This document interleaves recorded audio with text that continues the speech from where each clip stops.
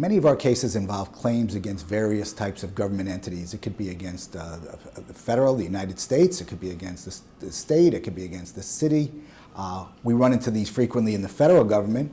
If there's a claim, for instance, for medical malpractice against a VA hospital. There could be also claims against the state.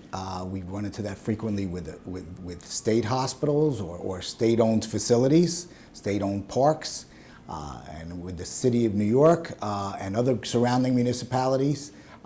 We also have claims that can involve accidents that happen on city-owned property or city-owned vehicles. But whenever there's a claim against a government entity, there are separate rules that apply. First and foremost rule is that there's always a limitation on the time within which to file the claim against the governmental entity. And some of these time constraints are very short. And that's why it's extremely important that the clients contact us as soon as possible so that we don't allow this time to pass and then have to go to the court and ask for an extension of time, which we may or may not be able to get.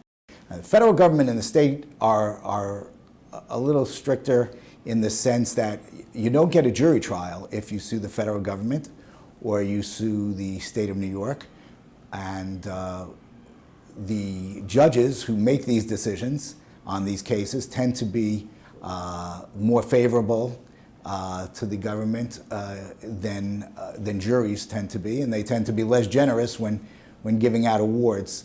What's most important to bear in mind is that if you're injured in a city hospital or a state hospital or a federal veterans hospital, or you're injured on property owned by the federal government or the state government or the city of New York, it's vital that you get in touch with us immediately so that we make certain that we can file the necessary papers in order to preserve your right to bring that claim and to recover for your injuries.